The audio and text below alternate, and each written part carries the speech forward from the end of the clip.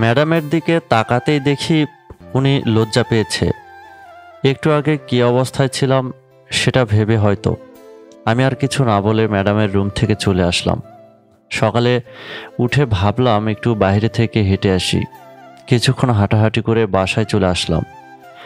নাস্তা করতে গিয়ে আখি ম্যাডামের সাথে দেখা হয়ে গেল। আমাকে দেখে মুচকি হাসি দিল। হাসির কারণটা বুঝলাম না। নাস্তা শেষ করে আঙ্কেলকে নিয়ে অফিসে গেলাম। কলেজ শেষে আবার আঙ্কেলকে নিয়ে বাসায় চলে আসি। রাতে বই নিয়ে পড়ছি, এমন সময় মনে হলো দরজার সামনে কেউ আসছে। তাকিয়ে দেখি আখি ম্যাডাম দাঁড়িয়ে। যে আমাকে দেখতেই পারে না সে হঠাৎ করে আমার রুমের সামনে কি মনে করে। নিশ্চয়ই কোনো কারণ আছে। ম্যাডাম, ভেতরে আসুন। আমি মনে করছি তুই পড়াশোনা করিস না, এখন দেখি পড়াশোনাও করিস। তা এবার কোন ক্লাসে? অনার্স সেকেন্ড ইয়ারে। কোন সাবজেক্টে? ম্যানেজমেন্টে। তুই তো আমার 1 ইয়ার জুনিয়র। আপনি থার্ড ইয়ারে পড়েন? দেখে তো মনে হয় না। তাই? হুম। আচ্ছা পড়, আমি যাই। ম্যাডাম চলে গেল। পরের দিন সকালে আঙ্কেলকে নিয়ে অফিসে যাই। এরপর কলেজে চলে আসি। আজকে কলেজে আসা একটু দেরি হয়ে গেছে। দেখলাম স্যার ক্লাস নিচ্ছে। স্যার, আসতে পারি? স্যার লেকচার দেওয়া বাদ দিয়ে আমার দিকে তাকালো। এরপরে বলল, ভেতরে আসো। আমি গিয়ে সিয়ামের পাশে বসলাম। এত দেরি করলি কেন? আঙ্কেলকে অফিসে নিয়ে আসতে দেরি হয়েছে, তাই আমারও দেরি হলো। আচ্ছা। ক্লাস শেষ করে ক্যাম্পাসে আসলাম। দেখি মায়া ও তার বান্ধবীরা বসে আড্ডা দিচ্ছে। ওর মজা করে আড্ডা দেওয়া বের করছি। এই মায়া, শোন। আমার মুখে এমন ডাক শুনে সিয়াম, ইমন, ফয়সাল অবাক হয়ে গেল। তার চেয়ে বেশি অবাক হলো মায়ার বান্ধবীরা। কিরে, আসছিস না কেন? মায়া রাগী লুক নিয়ে আমার দিকে আসলো। এভাবে ডাকছিস কেন? সম্মান দিয়ে কথা বল, না হলে ফোন করে সব বলে দেব। মায়া আরও রেগে গেল, কিন্তু কিছু বলছে না।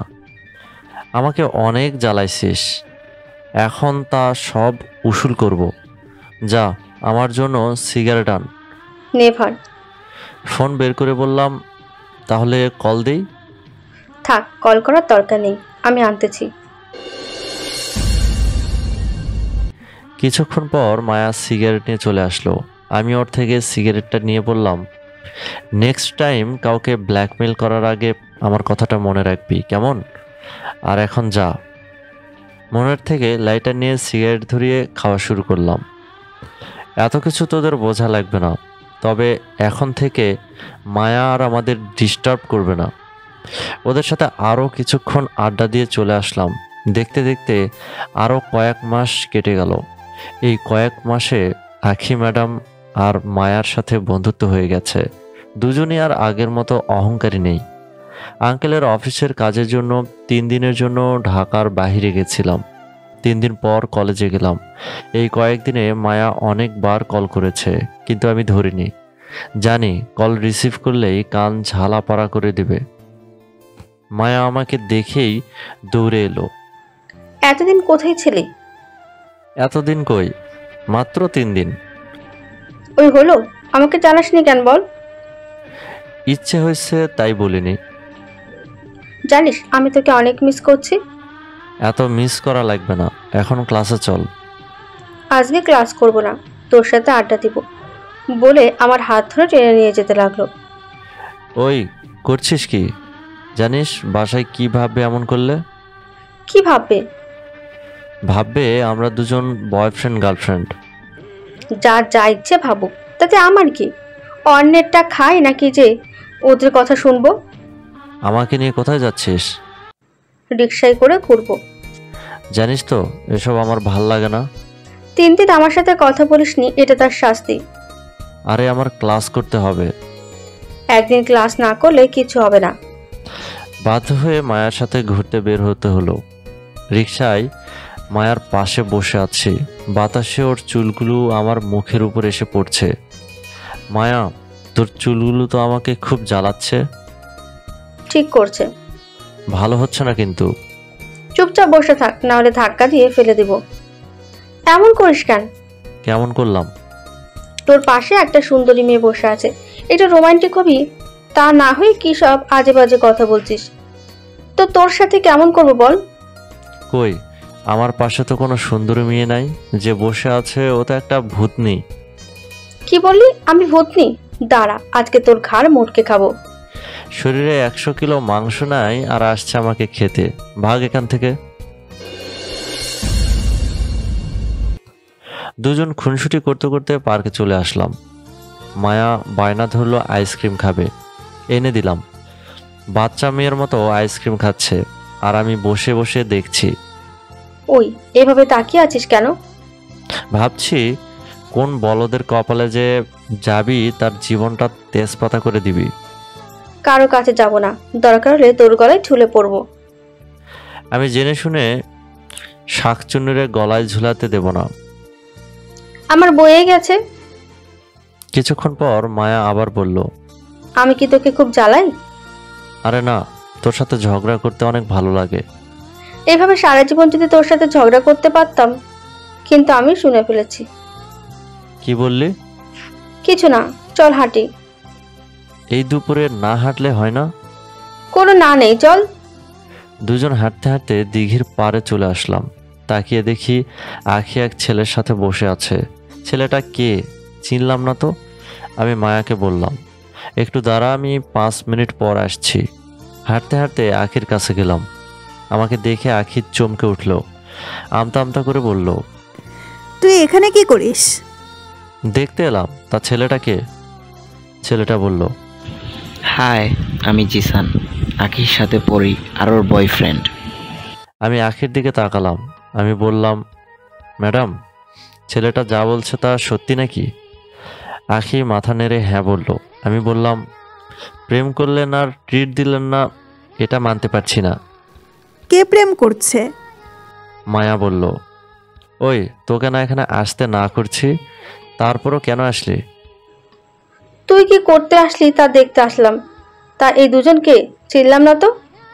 ওদের দুজনকে দেখিয়ে বললাম, এ হচ্ছে আমার আখি ম্যাডাম, আর উনি হচ্ছে ম্যাডামের বয়ফ্রেন্ড। তাই এই মেয়েটাকে? আমার বান্ধবী plus best friend. Best friend নাকি গার্লফ্রেন্ড? আরে না, আমরা দুজন ভালো বন্ধু। জিসান দেখো, আমাদের মতো আবার বেস্ট ফ্রেন্ড থেকে গার্লফ্রেন্ড বয়ফ্রেন্ড হয়ে যেও না। আমি মায়ার দিকে তাকালাম। দেখি ও আমার দিকে তাকিয়ে আছে। এভাবে আমার দিকে তাকিয়ে থাকতে দেখে আখি বলল, তা মায়া এত মনোযোগ দিয়ে কি দেখো? আখির কথায় মায়া লজ্জা পেয়ে গেল। বুঝেছি, লজ্জা পেতে হবে না। দেরি না করে মনের কথা বলে দিবা, কেমন? কি মনের কথা বলবে? যেদিন বলবে সেদিন বুঝবে। আমার এত বোঝার দরকার নাই, সময় হয়ে যাচ্ছে, আমাকে যেতে হবে। মায়াকে বললাম, ওই হাঁ করে পরে তাকিয়ে থাকিস, এখন চল। আখি আর জিসানের কাছ থেকে বিদায় নিয়ে চলে আসলাম। ওই ওরকম হাঁ করে তাকিয়েছিলি কেন? কখন? একদম মিথ্যা বলবি না, বল কেন? ভাল লাগে দেখতে, তাই তাকিয়েছিলাম। এভাবে আর তাকিয়ে থাকতে পারবি না। মায়া মন খারাপ করে বলল, আচ্ছা। এখন তাহলে চল। এরপর মায়াকে নামিয়ে দিয়ে আমি আঙ্কেলের অফিসে চলে আসলাম। দেখতে দেখতে আরও 1 বছর কেটে গেল। এই 1 বছরে মায়া আর আমি আরও ক্লোজ হয়ে গেছি। এক কথায় আমি মায়াকে ভালোবেসে ফেলেছি। আমি তো এতিম। যদি আমাকে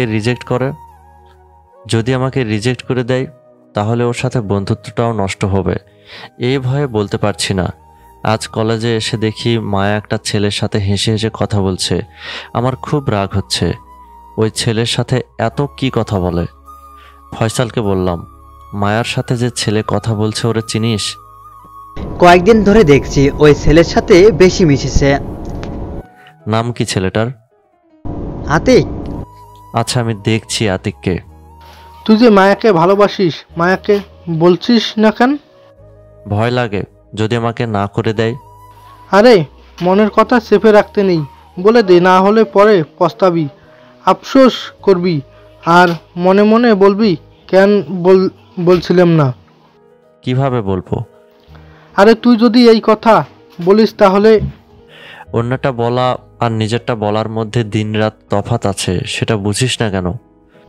সেটা আমরা জানি, কিন্তু তোকে বলতে হবে। আচ্ছা বলবো, কিন্তু কোথায়? বিকালে পার্কে বলতে পারিস, এটা ভালো হবে। ওকে, আজই তাহলে মনের কথা বলে দেব। হেঁটে মায়ার কাছে গেলাম। মায়া আমাকে দেখে বলল, অনেক, এই কয়দিন কোথায় ছিলি? তোকে তো দেখলাম না। কাজ ছিল, এজন্য আসতে পারিনি। তা এ ছেলেটা কে? ও আমার নতুন বন্ধু, নাম আতিক। শুধু বন্ধু নাকি আরো কিছু? বললাম তো বন্ধু। তোর সাথে আমার কিছু কথা আছে। তো বল। এখানে না, তো কোথায়? বিকেলে পার্কে আসিস, তখন বলবো। বিকেলে তো আতিকের সাথে ঘুরতে যাব, বিকেলে পারবো না। আচ্ছা তাইলে থাক, আমি যাই। আমি চলে আসতে লাগলাম, মায়া আমাকে আটকালোও না। কথা বলছিস? হুম। কি বললো? সে এখন তার নতুন বন্ধু নিয়ে বিজি, আমাকে সময় দেওয়ার টাইম নাই। আসলে সব মেয়ে এরকমই। চিন্তা করিস না, সব ঠিক হয়ে যাবে। কলেজ শেষে আঙ্কেলকে নিয়ে বাসায় চলে আসি। রুমে মন খারাপ করে বসে আছি, এমন সময় আখি ম্যাডাম এলো। আমাকে দেখে বলল, অমন করে আছিস কেন? কিছু না, এমনিতেই। আরে বল। আব্বু আম্মুর কথা মনে পড়ছে। মিথ্যা বললাম। আরে মন খারাপ করিস না, তোর জন্য একটা গুড নিউজ আছে। কি? আগামী মাসের 10 তারিখে আমার আর জিসানের বিয়ে। আর শোন, জিসানের একটা বোন আছে, ওর সাথে তোর লাইন করে দিব। এবার তো খুশি হ। এই কথা ম্যাডাম আমাকে বলেই চলে গেল। এমনিতেই মায়া আমাকে ইগনোর করে চলেছে, তারপর আখির এমন কথা শুনে হাসবো না কাঁদবো বুঝতেছি না। চুপ করে আছিস কেন? কথা বল। আপনার ননদ আমার লাগবে না, এমনিতেই আমি হ্যাপি আছি।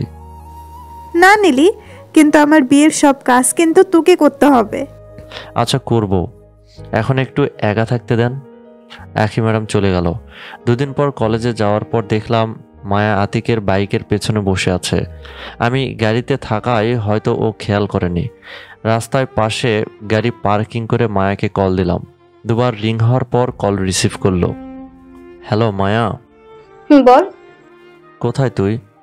আমি অনেক অসুস্থ রে, বাসায় শুয়ে আছি।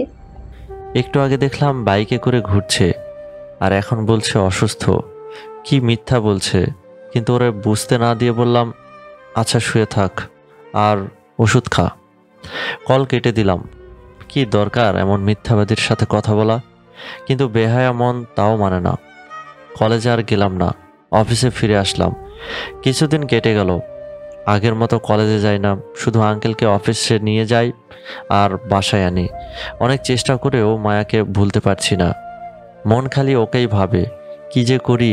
সিদ্ধান্ত নিলাম আমার মনের কথা ওকে বলে দেব, যা হবার হবে।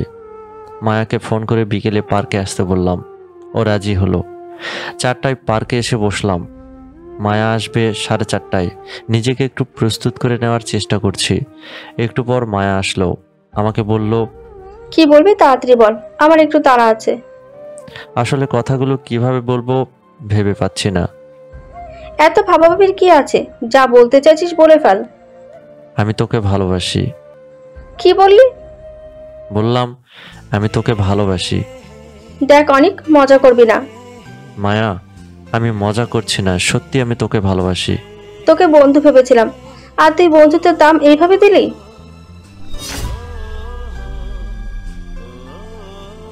ভালোবাসা তো অন্যায় না। তোর মতো ছোট লোকের সাথে বন্ধুত্ব করা যায়, কিন্তু ভালোবাসা যায় না। আর হ্যাঁ শোন, আমি আতিককে ভালোবাসি, আতিকও আমাকে অনেক ভালোবাসে। আর আমার সাথে যোগাযোগ করবি না। মায়া শোন, এভাবে ছেড়ে যাস না। মায়া আমার কথা না শুনে চলে গেল। আসলে ও সত্যি তো বলেছে। আমার কি আছে যে আমাকে ভালোবাসবে? এতদিন ওদের সাথে থেকে ভুলেই গেছিলাম আমি এতিম। মন খারাপ করে বাসায় আসলাম। আর কিছুদিন পর আখি ম্যাডামের বিয়ে উপলক্ষে বিভিন্ন কাজে নিজেকে ব্যস্ত রাখছি যাতে মায়াকে ভুলতে পারি, কিন্তু পারছি না ভুলতে।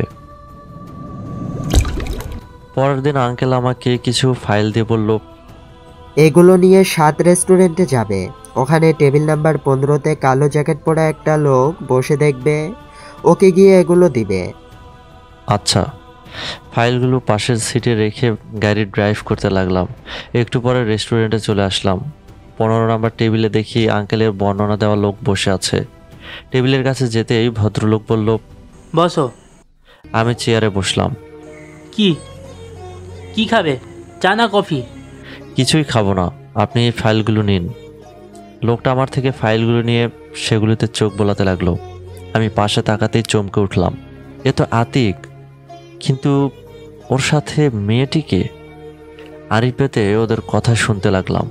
মেয়েটা ওকে বাবু বলছে, তার মানে ওদের মাঝেও কিছু একটা আছে। কিন্তু আতিক তো মায়াকে ভালোবাসে, আবার এখানে আরেক মেয়েকে বাবু সোনা বলছে। তার মানে আতিক একটা প্লে বয়, এভাবে মেয়েদের সাথে প্রেমের অভিনয় করে। কিন্তু এগুলো মায়াকে বললে ও তো উল্টো আমাকে বকবে। এজন্য বুদ্ধি করে গোপনে কয়েকটা ফটো তুললাম। এরপর রেস্টুরেন্ট থেকে চলে আসলাম। ভাবলাম মায়াকে সরাসরি বলাটাই বেটার হবে, এজন্য মায়াকে কল দিলাম। 3 বার রিং হওয়ার পর রিসিভ করলো। তোকে না ফোন দিতে মানা করছি, তারপরও কেন কল করেছিস? মায়া, আমাকে ভুল বুঝিস না, একটা জরুরি কথা বলার জন্য তোকে কল করছি। কি কথা? ফোনে বলা যাবে না। আচ্ছা, কোথায় তুই? বাসাতে। আমি 2 মিনিট পর তোর বাসার সামনে আসছি, নিচে আয়। মায়ার বাসার সামনে এসে গাড়ি থামালাম। গাড়ি থেকে নেমে মায়ার জন্য অপেক্ষা করতে লাগলাম। একটু পর মায়া আসলো। কি বলবি বল। আতিক কি সত্যি তোকে ভালোবাসে? হঠাৎ এমন প্রশ্ন করছিস কেন? যা বলছি তার উত্তর দে। আতিক আমাকে অনেক ভালোবাসে। আতিক তোকে মোটেও ভালোবাসে না। কি সব আজে বাজে বলছিস? আমি সত্যি বলছি। আজকে আতিককে দেখলাম স্বাদ রেস্টুরেন্টে একটা মেয়ের। আমার কথা শেষ না হতে মায়া আমাকে ঠাস করে 2টা থাপ্পড় মেরে দিল। তোর এত সাহস কি করে হয় আমার আতিককে নিয়ে বাজে কথা বলার? তুই কি ভেবেছিস আতিককে নিয়ে মিথ্যা কথা বলে আমি বিশ্বাস করে নিব আর তোকে ভালোবাসবো? তোর ধারণা ভুল। আর আমার চোখের সামনে থেকে যা বলছি। মায়া আতিকের প্রেমে অন্ধ হয়ে গেছে। আমি যতই বলি না কেন ও আমার কথা বিশ্বাস করবে না। আর কোনো কথা না বলে গাড়িতে উঠলাম। ফোনটা বের করে আতিকের সাথে মেয়েটার তোলা পিকগুলো মায়ার মেসেঞ্জারে দিয়ে দিলাম। বাসায় এসে আঙ্কেলকে বললাম ফাইল দিয়ে এসেছি। আমাকে ফোন করছিল, উনি ফাইলগুলো পেয়েছেন। আচ্ছা শোনো, আখির বিয়ের বেশি দিন নাই, হাতে মাত্র 10 দিন আছে। আমি ব্যবসার কাজে ওকে তেমন সময় দিতে পারি না। ওর আর জিশানের সাথে গিয়ে বিয়ের শপিংগুলো করবা। আচ্ছা আঙ্কেল। পরের দিন আখির বিয়ের শপিং করলাম। রুমে বসে ফেসবুক চালাচ্ছি, এমন সময় আখি এলো। কি করিস? ফেসবুক চালাই। তা কয়টা মেয়ের সাথে লাইন মারিস? ম্যাডাম, আমি সেরকম ছেলে না, বুঝছেন? দেখি তোর ফোনটাতে। কি করবেন? চেক করে দেখি। আখি ম্যাডামকে ফোনটা এগিয়ে দিলাম। কিছুক্ষণ টিপাটিপি করে বলল, বাহ, তুই তো দেখছি আসলেই ভদ্র। সেটা সবাই বলে। আসলে তোর সাথে আমি অনেক খারাপ ব্যবহার করছি, মাফ করে দে। ম্যাডাম, এসব কি বলছেন? আমি তো অনেক আগেই আপনাকে মাফ করে দিয়েছি। কয়েকদিন পর বিয়ে, এরপরে পরের ঘরে চলে যাব। তখন তোকে আর আব্বুকে অনেক মিস করব। আমিও মিস করব। তা তোর মায়া কেমন আছে? মায়ার কথা বলেই আবার মন খারাপ করে দিল। ওই, মন খারাপ করে আছিস কেন? মায়ার সাথে ঝগড়া হয়েছে নাকি? তেমন কিছু না, এমনিতেই মন খারাপ। মিথ্যা বললাম। আচ্ছা, মন খারাপ করিস না, আমি যাই, কিছু কাজ আছে। আখি ম্যাডাম চলে গেল। দেখতে দেখতে বিয়ের দিন চলে এলো। আজকে আখি ম্যাডামের বিয়ে। বাসাটা অনেক সুন্দর করে সাজানো হয়েছে। বাসাতে অনেক লোকজন। আঙ্কেল আমাকে বলল, কিছুক্ষণ পর বরযাত্রী আসবে, ওদের দেখাশোনার দায়িত্ব তোমার। আচ্ছা আঙ্কেল, আমি সব সামলে নেব। দেখতে দেখতে 2 ঘন্টা সময় চলে গেল, কিন্তু বর এলো না। আঙ্কেলকে দেখে অনেক চিন্তিত মনে হচ্ছে। আমি আঙ্কেলকে বললাম, আঙ্কেল, বর আসতে এত দেরি করছে কেন?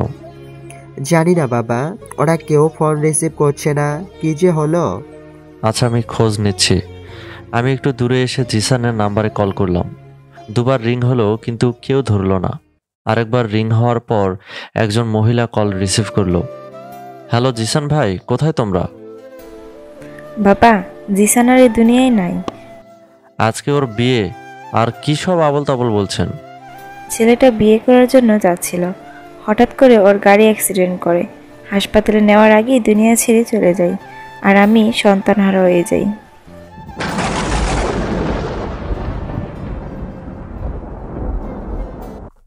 জিসানের মৃত্যুর খবর শুনে মনে হলো আমার পায়ের নিচের মাটি সরে গেল। এখন আঙ্কেল আখি ম্যাডামকে কি বলবো? ম্যাডাম তো জিসানকে না পেলে বাঁচবে না। আমাকে বসে পড়তে দেখে আঙ্কেল দৌড়ে আমার কাছে এলো। কি হলো তোমার? এভাবে বসে পড়লে কেন? আঙ্কেল সত্যিটা শোনার আগে নিজেকে শক্ত করেন। কি সত্যি? জিসান আর এই দুনিয়ায় নেই। নেই মানে? কোথায় গেছে? জিসানের কার অ্যাক্সিডেন্ট করে হাসপাতালে নেওয়ার আগেই মারা যায়।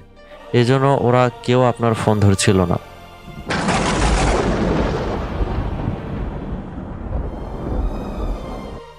আঙ্কেল এই কথা শুনে মনে হলো হাই ভোল্টেজের শক খেলো। আঙ্কেল একেবারে হতবাক হয়ে গেছে, উনি কিছুই বলছে না। ততক্ষণে সারা বিয়ে বাড়িতে খবর হয়ে গেছে এই অপয়া মেয়ের জন্য ছেলেটা মরল। না জানি কত ছেলে এই মেয়ের জন্য মরবে। মানুষের কথা শুনে অবাক হয়ে গেলাম। বর দুর্ঘটনায় মারা গেল, অথচ দোষ আখি ম্যাডামকে দিচ্ছে। এমন অপবাদ দিলে সত্যি সত্যি বিয়ে হওয়া মুশকিল। কোথা থেকে এক লোক এসে বলল, মিস্টার আশরাফ চৌধুরী, আপনাকে আগেই বলেছিলাম আপনার মেয়ে সমস্যা আছে, যার জন্য একটা ছেলেকে মরতে হলো। আরেকজন বলল, এমন অপায়া মেয়ে জীবনেও দেখিনি। এমন মেয়ের বাড়িতে থাকলে আমাদেরও অভিশাপ লাগবে, তাই তাড়াতাড়ি। আরও মানুষ নানান কথা বলছে। আঙ্কেল খালি চুপ করে শুনে যাচ্ছে। কিছুক্ষণ পর আঙ্কেল সবার উদ্দেশ্যে বলল, আমার মেয়ের বিয়ে আজই হবে এবং আপনাদের সবার সামনেই হবে। আমি আঙ্কেলকে বললাম, এত তাড়াতাড়ি বর কোথায় পাবেন? কেন? তুমি তো আছো। প্লিজ বাবা, না করো না। এতে আমার আর আমার মেয়ের সম্মান জড়িয়ে আছে। আঙ্কেল আখি ম্যাডাম আমার বড়, আর তাছাড়া উনি জিসানকে ভালোবাসে, আমাকে মানবে না। যদি আমার কথা না শোনো তাহলে আমার মরা মুখ দেখবে, বলে দিলাম। ছোটবেলায় বাবা মাকে হারিয়েছি, এরপর বুঝেছি বাবা মা ছাড়া বাঁচা কত কঠিন। এখন আপনাকে বাবার মতো পেয়েছি, এত তাড়াতাড়ি আপনাকে হারাবো না। আপনি যা বলবেন তাই হবে, তবুও মরার কথা বলবেন না। আচ্ছা, তাহলে গিয়ে রেডি হও, কিছুক্ষণ পর তোমার আর আখির বিয়ে পড়ানো হবে। সন্ধ্যার পর বিয়ের কাজ সম্পূর্ণ হলো। আমার বিয়ে হবে এজন্য সিয়াম, ফয়সাল আর ইমনকে ফোন করে আসতে বলি। হারামিতিটা অনেক জ্বালিয়েছে। রাত 10টা বেজে গেছে। ছাদে দাঁড়িয়ে সিগারেট খাচ্ছি আর ভাবছি কি হওয়ার কথা ছিল আর কি হয়ে গেল। আরে শালা, এখানে কি সারা রাত দাঁড়িয়ে থাকবে? বাসও করবে না? কবুল বলার সময় আখিকে দেখেছি, সে কি ভয়ানকভাবে তাকিয়েছিল। আমার তো এখনই কলিজা শুকিয়ে গেছে। সারা রাত তো পড়ে আছে। বলো, মেয়েরা অমন একটু করেই থাকে, তুই ভয় পাস না? আরে এত দেরি করিস কেন? ওরে ধরে নিয়ে গিয়ে রুমে দিয়ে আসি। এরপর হারামিগুলো জোর করে আখি ম্যাডামের রুমে ঢুকে দিল। রুমে ঢুকে দেখি আখি ম্যাডাম কান্না করছে। ভয়ে ভয়ে আমি ম্যাডামের কাছে এগিয়ে গেলাম। ম্যাডাম, কান্না থামছেই না, কান্না করেই যাচ্ছে। প্লিজ ম্যাডাম, কান্না করবেন না। ভালোবাসা হারানোর কষ্ট তুই কি বুঝবি? তুই তো চাইছিস সেই সম্পত্তির মালিক হতে, তাই না? তুই নিশ্চয়ই আমার জিসানকে মেরেছিস, না হলে আমার জিসান বেঁচে থাকতো। ম্যাডাম, কি সব বলছেন? আমি কেন জিসানকে মারতে যাব? ঠাস করে আমার গালে থাপ্পড় মেরে দিল। আমি গালে হাত দিয়ে বসে পড়লাম। তখন ম্যাডাম আমাকে বলল, একটা কথাও বলবি না, চাকরের মতো থাকবি, আমার স্বামী হওয়ার চেষ্টা করবি না। আমি জিসানকে ভালোবেসেছি আর ওকেই ভালোবেসে যাব। ওই বিছানা থেকে ওঠ। আমি কোথায় যাব? জানি না কোথায় যাবি, তবে আমার বিছানায় থাকতে পারবি না। আমি কোনো কথা না বলে সোফাতে শুয়ে পড়লাম। শালার, একে তো ভালোবাসা পেলাম না, আবার যার সাথে বিয়ে হলো সে আমাকে ভালোবাসে না। কি আজব কপাল আমার। তাকিয়ে দেখি ম্যাডাম কত আরামে শুয়ে আছে, আর আমি ছোট সোফায় শুয়ে আছি। কত শখ ছিল বাসর রাতে বিড়াল মারব, কিন্তু উল্টো থাপ্পড় খেতে হলো। এসব ভাবতে ভাবতে ঘুমিয়ে পড়ি। সকালে উঠে দেখি আখি ম্যাডাম রুমে নাই। যাক, এখন আপাতত শান্তি করে বিছানায় শুয়ে থাকতে পারবো। টুপ করে নেমে গিয়ে বিছানায় শুয়ে পড়লাম। আহা, কি শান্তি! এবার ঘুমের চোখ জড়িয়ে আসছে। প্রায় ঘুমিয়ে পড়ছি। মনে হলো ক্যাচ করে কেউ দরজা খুলল। চোখ মেলে দেখি দরজা যেমন আটকানো ছিল তেমনই আছে। তাহলে শব্দ হলো কোথায়? বাথরুমে কেউ নাই তো। ঘুরে বাথরুমের দিকে তাকালাম। আখি ম্যাডাম মাত্র বাথরুম থেকে বের হয়েছে। দেখলাম গোসল করেছে। ভেজা চুল বেয়ে ফোঁটা ফোঁটা পানি পড়ছে। অনেক সুন্দর লাগছে এই অবস্থায় দেখে। আমাকে বিছানায় দেখে বলল, ওই তুই আমার বিছানায় কেন? নাম বলছি। এমন করো কেন? তুই আমাকে তুমি করে বলছিস কোন অধিকারে? তুমি তো আমার বিয়ে করা বউ, তুমি বলতেই পারি। তোকে আমি স্বামী মানি না, আর আমাকে তুমি বলবি না, ম্যাডাম বলে ডাকবি। আর একদম আমার কাছে আসার চেষ্টা করবি না, মনে থাকে যেন। আমাকে বিয়ে করেছিলেন কেন? বাবার জন্য। উনি আমাকে বলেছে যদি তোরে বিয়ে না করি তাহলে ওনার মরা মুখ দেখতে হবে। আমাকে যখন মানবেন না তাহলে ডিভোর্স দিন। বাবা যতদিন বেঁচে আছে ততদিন চুপ করে থাকবি, তারপর তুই তোর রাস্তায় আর আমি আমার রাস্তায়। কথা শুনে মনে হচ্ছে কষে কয়েকটা থাপ্পড় লাগিয়ে দেই, কিন্তু আঙ্কেলের মেয়ের জন্য কিছু বললাম না। ওই নাম আমার বিছানা থেকে। আমি কিছু না বলে চুপচাপ নেমে আসলাম। কিছুক্ষণ পর নাস্তা করে রুমে এসে ফোনে গেম খেলতে লাগলাম। একটু পর ইমন কল করলো। বউ পেয়ে বন্ধুদের ভুলে গেলি? আরে না, তা বল কেমন আছিস? এই তো আছি, তোর কি খবর? বাসরাত কেমন কাটলো? বাসর রাত এত মজাই কাটবে কখনো কল্পনাও করতে পারিনি। এত মজা তোদের বলে বোঝাতে পারবো না। তাহলে তো বিয়েটা তাড়াতাড়ি করতে হবে। আঙ্কেলকে বলবো নাকি? আরে মজা করছিলাম। কলেজ আসবি কবে থেকে? নতুন নতুন বিয়ে করলে একটু ভাবিকে সময় দিবি তো, তা না করে এত তাড়াতাড়ি কলেজ আসবি? কেমন অবস্থায় আছি সেটা আমি বুঝছি। কোন দুঃখে যে এই ডাইনিকে বিয়ে করলাম। কি হলো, কথা বলছিস না কেন? আরে এমনিতেই অনেক দিন গ্যাপ দিছি, পড়া তেমন হচ্ছে না। কলেজ মিস দিলে আরও পড়া পিছিয়ে যাব। আচ্ছা তাহলে রাখি, ভালো থাকিস। ইমন কল কেটে দিল। রাতে খাওয়ার সময় আঙ্কেল বলল, অনেক কাজ করছি, এখন আমার বিশ্রামের প্রয়োজন। তাহলে রুমে গিয়ে রেস্ট নেন। আমি এই রেস্ট নেওয়ার কথা বলিনি, আমি আমার কাজ থেকে অবসর নিতে চাচ্ছি। তাহলে এসব দেখবে কে? তুমি। আমি কেন? আমার ছেলে নাই, তুমি আমার ছেলের মতো আবার জামাইও, তাই তোমারই উপর এসব দেখাশোনার দায়িত্ব পড়ে। আঙ্কেল, আমি এসব কিছু বুঝি না। প্রথমে আমিও বুঝতাম না, আস্তে আস্তে সব শিখে গেছি। আগে আমার পড়াশোনা কমপ্লিট করব, তারপর অফিসে বসবো। এর আগে কিছু করব না। আর 1 বছর লাগবে তোমার পড়াশোনা শেষ হতে। এর ভেতর মাঝে মাঝে অফিসে আসবে, তাহলে বুঝবে কিভাবে কি করতে হয়। আচ্ছা আঙ্কেল। খেতে খেতে আখির দিকে তাকালাম। দেখি আমার দিকে রাগী লুকে তাকিয়ে আছে। কিছু না বলে চুপচাপ খেয়ে রুমে চলে আসলাম। এখন আর নিচতলায় আমার রুম নাই, দোতলায় ম্যাডামের রুমই আমার রুম। সোফায় বসে গেম খেলছি, এমন সময় ম্যাডাম বউ রুমে এলো। আমি তাকালাম না, তাকালে আবার ধমকানো শুরু করবে। আমার সম্পত্তির দিকে ভুলেও চোখ তুলে তাকাবি না। আমি আপনার সম্পত্তির দিকে কখন নজর দিলাম? ওই যে অফিসে বসবি। আমি কি নিজ ইচ্ছায় বসতে চাইছি, নাকি আপনার আব্বু আমাকে বসাতে চাইছে? আখি ম্যাডাম চুপ করে আছে। আমি আবারও বললাম, ম্যাডাম, আমি নিজ ইচ্ছায় আপনাকে বিয়ে করিনি, আপনার আব্বুর দিকে তাকিয়ে বিয়ে করেছি। না হলে আমার এত শখ নাই যে জেনে শুনে সাপের গর্তে হাত দেব। আর আপনার কোম্পানিতে বসায় বিন্দুমাত্র ইচ্ছে আমার নেই। আমি গরিব হতে পারি, কিন্তু লোভী না। কিছুদিনের ভেতর আপনাকে ডিভোর্স লেটার দিয়ে দেব। কথাগুলো বলে কানে হেডফোন গুঁজে শামস ভাইয়ের ব্যর্থ গান শুনতে লাগলাম। কিছুক্ষণ পর সোফাতেই ঘুমিয়ে পড়ি। সকালে উঠে ফ্রেশ হয়ে নিলাম। ম্যাডাম এখনও ঘুমোচ্ছে, যদি আবার বকে। ছাদে আসলাম, দেখি ফুল গাছগুলো শুকিয়ে গেছে। নিচ থেকে পানি এনে গাছগুলোতে পানি দিলাম। 8টা বেজে গেছে, 9টায় ক্লাস আছে, নাস্তা করে কলেজে যেতে হবে। নাস্তা টেবিলে বসতেই আঙ্কেল বলল, আখি, আজ থেকে অনিকের সাথে ভার্সিটি যাবে। ও তোমাকে নামিয়ে দিয়ে যাবে, আবার আসার সময় নিয়ে আসবে। কিন্তু আব্বু। কোনো কিন্তু না, আমি যা বলছি তাই শুনতে হবে। আখি খাওয়া বাদ দিয়ে উঠে চলে গেল। আমি খেয়ে রুমে চলে আসলাম। রুমে আসতেই এক গাধা ঝাড়ি দিল। চুপচাপ সেগুলো হজম করলাম। এরপর রেডি হয়ে বের হয়ে আসলাম। নিচে এসে দেখি আঙ্কেল অফিসে চলে গেছে।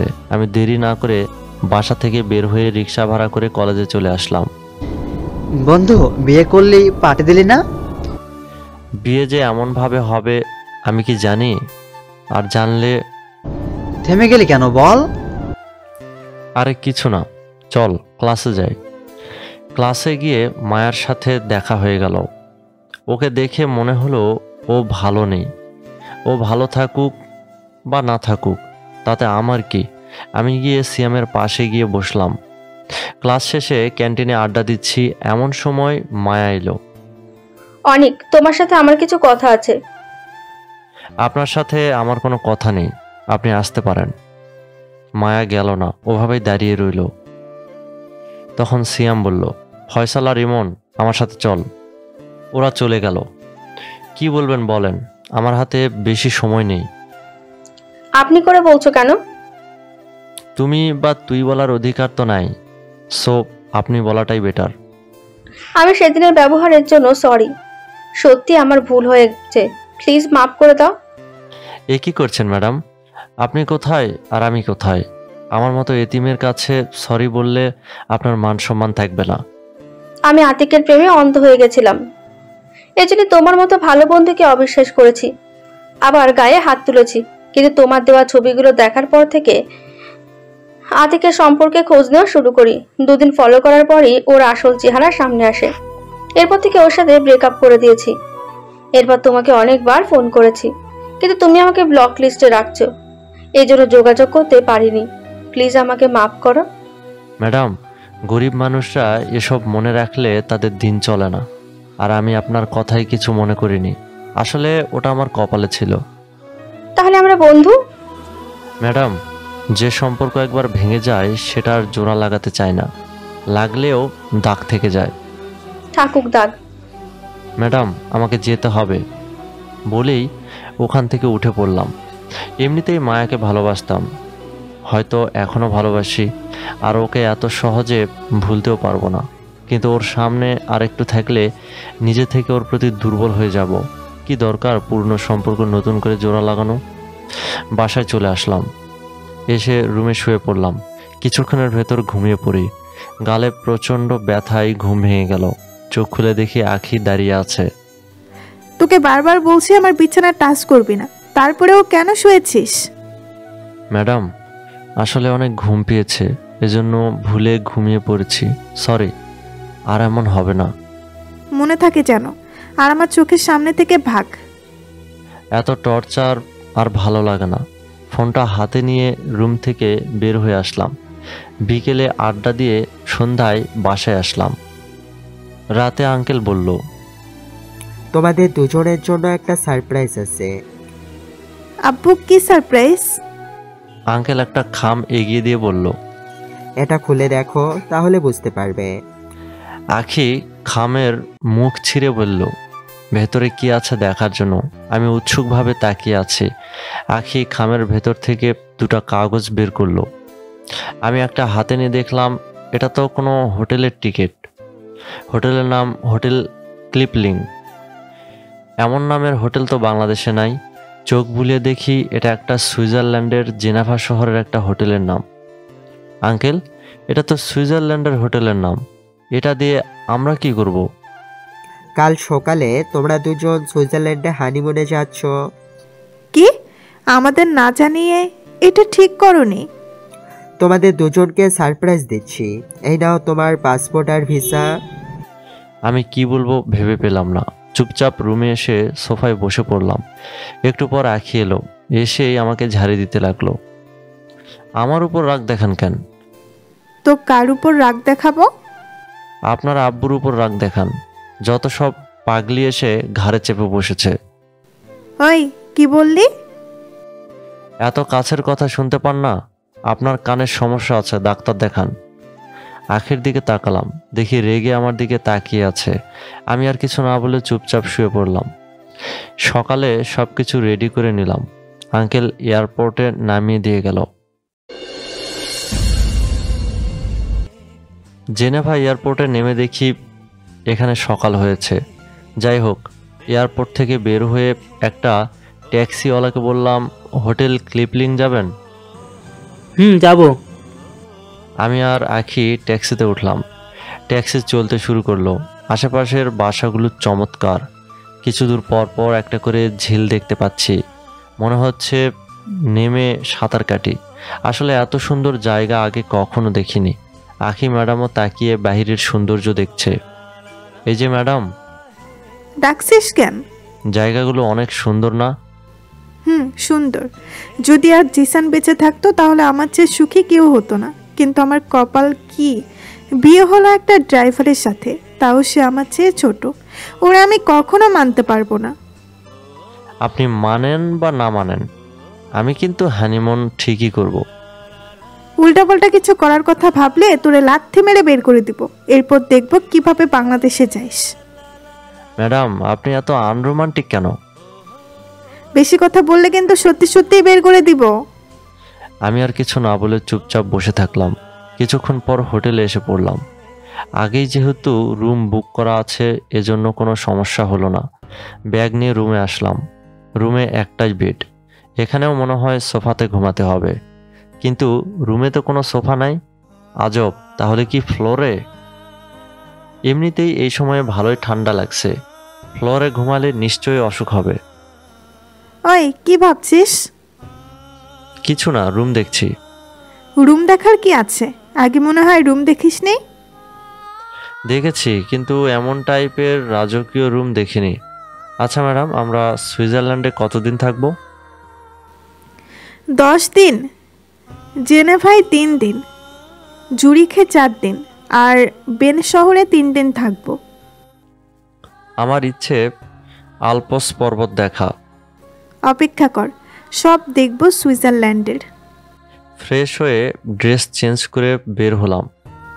ওই চল, খেতে যেতে হবে। চলেন।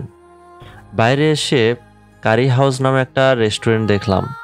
আমি আখি ম্যাডামকে বললাম, সামনে একটা রেস্টুরেন্ট দেখছি, এখানে নিশ্চয়ই বাঙালি খাবার পাওয়া যাবে। ম্যাডাম বলল, আচ্ছা চল গিয়ে দেখি। রেস্টুরেন্টের মেনু কার্ডে চিকেন বিরিয়ানি দেখলাম। বাহ, এখানকার লোকও দেখছি চিকেন বিরিয়ানি খায়। আমি আমার জন্য চিকেন বিরিয়ানি অর্ডার করলাম। ম্যাডাম ওনার জন্য কি অর্ডার করলো বুঝলাম না। একটু পর 2 প্লেট চিকেন বিরিয়ানি এলো। তার মানে ম্যাডামও চিকেন বিরিয়ানি অর্ডার করেছে। খাওয়া শেষ করে বিল দিয়ে বাইরে বের হলাম। আখি ম্যাডাম আর আমি হাঁটতে লাগলাম। আমার কাছে একটা ক্যামেরা আছে, ওটা দিয়ে আশেপাশের সৌন্দর্য ক্যামেরাবন্দি করছি। হাঁটতে হাঁটতে একটা সুন্দর লেকের পাশে চলে আসলাম। লেকের পানি একদম ঝকঝকে, আমাদের দেশের মতো নোংরা না। অনেক লোক দেখছি নৌকাতে করে ঘুরছে। ম্যাডাম দেখি একটা মেয়ের সাথে কথা বলছে। আমি চুপি চুপি কয়েকটা ফটো তুললাম। অনেক মায়াবী লাগছে, কিন্তু যদি জানে আমি ফটো তুলছি হয়তো আমার ক্যামেরাটা টুকরো টুকরো করবে, এজন্য কিছু বললাম না। পাশে আমার বয়সী একজন দাঁড়িয়ে আছে, ওকে জিজ্ঞেস করলাম এই লেকের নাম কি। লোকটা বলল, এটার নাম লেক জেনেভা। এটা ইউরোপের 2য় বৃহত্তর লেক। লোকটাকে ধন্যবাদ বলে ম্যাডামের কাছে গেলাম। ম্যাডাম, নৌকাতে উঠবেন? উঠতে তো ইচ্ছে করছে, কিন্তু আমি তো সাঁতার জানি না। আমি আছি তো, এত চিন্তা করছেন কেন? ম্যাডাম বলল, একটা নৌকা ভাড়া কর 2 ঘন্টার জন্য। 2 ঘন্টা কেন? আমার ইচ্ছে হয়েছে, বেশি কথা না বলে যা বলছি তাই কর। কেমন বউ কপালে জুটলো, কথায় কথায় আমাকে হুকুম দেয়। ওই কি বললি? কিছু না, আমি নৌকা ভাড়া করে আসি। 2 ঘন্টার জন্য একটা ছোট নৌকা ভাড়া করলাম 100 সুইস ফ্র্যাঙ্ক দিয়ে, মানে বাংলাদেশি টাকায় 8400 টাকা। শালারা দেখছি ডাকাত। এত ভেবে কি হবে, টাকা তো শ্বশুর দেবে। নৌকাতে অনেক ঘুরলাম। অনেক ফটো তুললাম, লুকিয়ে ম্যাডামের ফটো তুলতে ভুলিনি। নৌকা ভ্রমণ শেষে হোটেলে ফিরে আসলাম।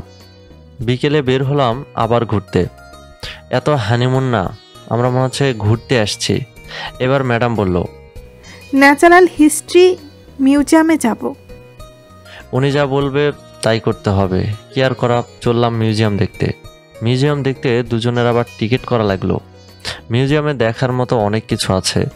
এর মধ্যে ভালো লাগলো চাঁদের পাথর আর 2 মুখওয়ালা কচ্ছপ। মিউজিয়ামের ভেতর ফটো তোলা নিষেধ, আগেই আমার ক্যামেরাটা রেখে দিয়েছে, না হলে এই দুর্লভ দুটো জিনিসের ফটো তুলতে ভুলতাম না। হোটেলে ফিরতে রাত হয়ে গেল। হোটেল থেকে রাতের খাবার অর্ডার করা হলো। খেয়ে ভাবতে লাগলাম এখন আমি কোথায় ঘুমাবো। আখি ম্যাডামের দিকে তাকালাম, উনি মনের আনন্দে ফোন টিপছে।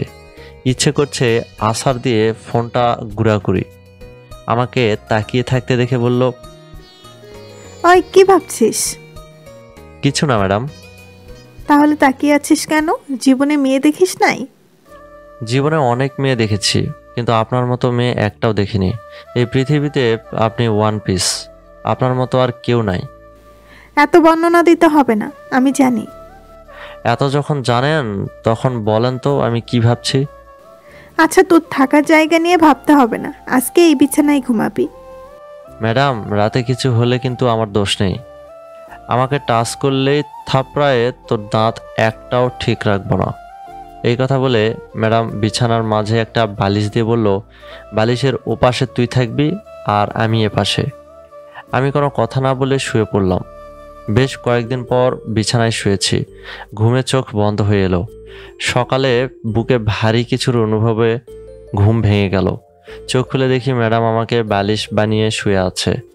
রাতে তো বড় করে বলল টাচ করলে আমার কত কিছু করবে, আর এখন দেখছি আমাকে বালিশ বানাচ্ছে।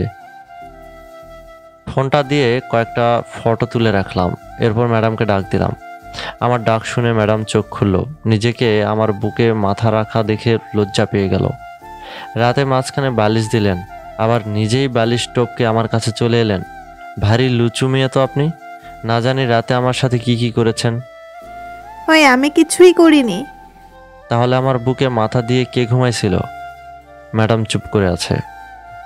থাকার লজ্জা পেতে হবে না, আমাকে বললেই হতো, সুন্দর করে জড়িয়ে ধরে রাখতাম। হাজার হলেও বর তো। ওই পিচ্ছি, চুপ কর। তোরে কোন দুঃখে জড়িয়ে ধরতে যাব? আর বলছি তো আমার সামনে বরের অধিকার খাটাতে আসবি না। তাহলে একটু আগে কি আমার বুকে পেতনি শুয়েছিল? হয় পেতনি ওটা। এখন চুপ কর আর বাইরে থেকে আমার জন্য নাস্তা নিয়ে আয়। আমি পারবো না। না পারলে তোর কপালে দুঃখ আছে বললাম। কি আর করব, উঠে ফ্রেশ হয়ে ম্যাডামের জন্য নাস্তা নিয়ে এলাম। খাওয়া শেষে দুজন ঘুরতে বের হলাম। ম্যাডাম, আজকে কি দেখবেন? জেডডি আউট। সেটা কি? জেনেভার একটা লেক। এখানে একটা কৃত্রিম ঝর্ণা আছে। শুনেছি এই ঝর্ণার পানি পাম্প দিয়ে 140 ফিট উচ্চতায় তোলা হয়। তাহলে তো দেখতে হয়। একটা ট্যাক্সি ভাড়া করে জেড ডিআইতে এলাম। আসলে জায়গাটা অনেক সুন্দর, অনেক পর্যটক আসছে। আমি ক্যামেরা দিয়ে অনেকগুলো ফটো তুললাম। লেকে দেখি অনেকে সাঁতার কাটছে। ইচ্ছে হচ্ছে সাঁতার কাটতে, কিন্তু এই ড্রেসে সম্ভব না। ম্যাডাম বলল, চল নৌকাতে ঘুরবো। গত দিনের মতো নৌকা ঠিক করে এলাম। লেকের মাঝখানে এসে ম্যাডাম ধাক্কা দিয়ে আমাকে পানিতে ফেলে দিল। ভাগ্যিস সাঁতার জানি, না হলে ডুবে মরতে হতো। এভাবে হুট করে ধাক্কা দেওয়াতে রাগ হয়ে গেল। ইচ্ছে হচ্ছে কষে কয়েকটা থাপ্পড় লাগিয়ে দেই, কিন্তু সে নৌকার উপর আর আমি পানিতে। সাঁতরে কুলে চলে এলাম। একটু পর ম্যাডাম ও নৌকা থেকে নেমে এলো। ভাগ্যিস ক্যামেরা আর ফোনটা নৌকার উপর রাখছিলাম, না হলে দুটাই ভিজত। আমি নৌকাতে উঠে আমার ফোন আর ক্যামেরা নিয়ে নেমে আসলাম। আমাকে এভাবে পানিতে ফেলে দিলেন কেন? দেখলাম তুই সাঁতার পারিস কিনা। জিজ্ঞাসা করলে তো বললাম। এভাবে ধাক্কা মেরে পরীক্ষা করার মানে বুঝলাম না। বুঝতে হবে না, এখন অন্য জায়গায় ঘুরতে যাব। এই ভিজা কাপড় নিয়ে কোথাও যেতে পারবো না। আমি হোটেলে গেলাম। ওই থাম, আর আমি যা বলছি তাই কর। কি করব? আমার সাথে শপিং মলে চল। ম্যাডামের সাথে শপিং মলে আসলাম। ম্যাডাম আমার জন্য ড্রেস সিলেক্ট করলো। আমি ট্রায়াল রুমে গিয়ে ওগুলো পরে আসলাম। আমাকে দেখে আখি ম্যাডাম বলল, বাহ, তোরা তো হ্যান্ডসাম লাগছে। পাম দিতে হবে না। আমি সত্যি বলছি, কোনো পাম দিচ্ছি না। লুকিং গ্লাসে দেখলাম মোটামুটি সুন্দর লাগছে। তো ম্যাডাম এখন কোথায় যাবেন? পুরো জেনেভা শহর ঘুরবো। এই দুপুরের সময়? তো কি হয়েছে, এখন ঘুরবো।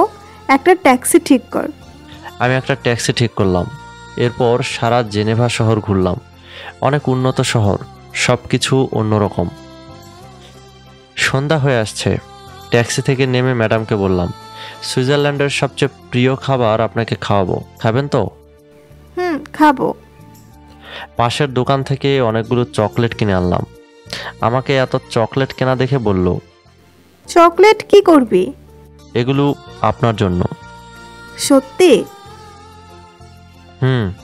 চকলেট সুইজারল্যান্ডে একটা প্রিয় খাবার। চকলেটের প্যাকেটটা ম্যাডামের হাতে দিলাম। দুজন হাঁটতে হাঁটতে যেতে লাগলাম। রাস্তার পাশের ল্যাম্পপোস্টের আলোগুলো জ্বলে উঠছে। এই লাল আলোতে ম্যাডামকে অন্যরকম সুন্দর লাগছে। আমি ম্যাডামকে বললাম, আপনার কয়েকটা কি ফটো তুলতে পারি? হঠাৎ আমার ফটো তোলার শখ হলো কেন? অনেক সুন্দর লাগছে তাই। আমি তো এমনিতেই সুন্দরী। তা জানি, কিন্তু এখন কেন জানি বেশি সুন্দর লাগছে। আচ্ছা তোল, তবে বেশি না। আমি কয়েকটা ফটো তুললাম। ম্যাডাম বলল, দেখি কেমন হয়েছে। আমি ক্যামেরাটা এগিয়ে দিলাম। ফটো দেখে বলল, ভালোই তো ফটো তুলতে পারিস। এখন থেকে যেখানেই ঘুরতে যাব আমার ফটো তুলে দিবি। আচ্ছা দেব।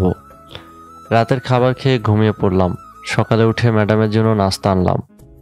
এখনও ম্যাডাম ঘুম থেকে ওঠেনি।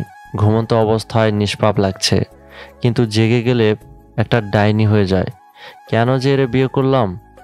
আমি ফোনে গেম খেলতে লাগলাম। আরও আধা ঘন্টা পার হয়ে গেল, তাও ম্যাডাম উঠলো না। আমি বেশ কয়েকবার ডাক দিলাম, কিন্তু কোনো জবাব পেলাম না। ভাবলাম শরীরে হাত দিয়ে ডাক দিব কি, যদি আবার কিছু মনে করে। এজন্য এমনি ডাকলাম, তাও উঠছে না। আমি ভয় পেয়ে গেলাম, ঘুমের ভেতর আবার কিছু হয়ে গেল না তো।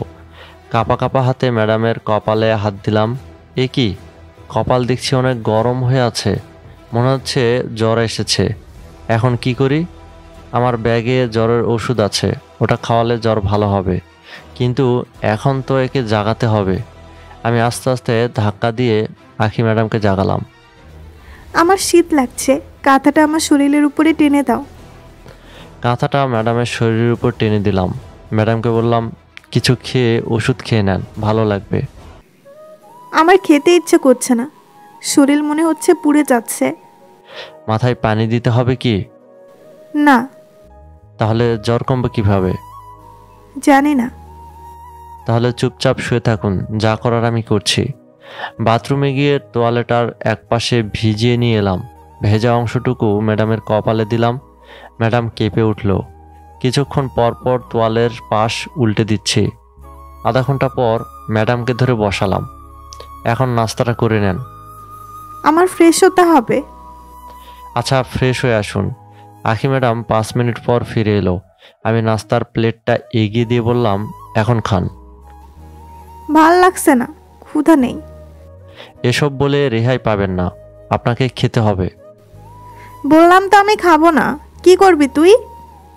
না খেলে জোর করে খাওয়াতে হবে। ম্যাডাম চুপ করে আছে। আমি প্লেট থেকে কিছু খাবার হাতে নিয়ে ম্যাডামের মুখের সামনে ধরলাম। ম্যাডাম আমার দিকে তাকিয়ে আছে। তাকিয়ে না থেকে খেয়ে নেন, না হলে অসুখ কমবে না। ম্যাডাম কোনো কিছু না বলে হাঁ করে খেয়ে নিল। এভাবে কিছুক্ষণ খাইয়ে দিয়ে ওষুধও খাওয়ালাম।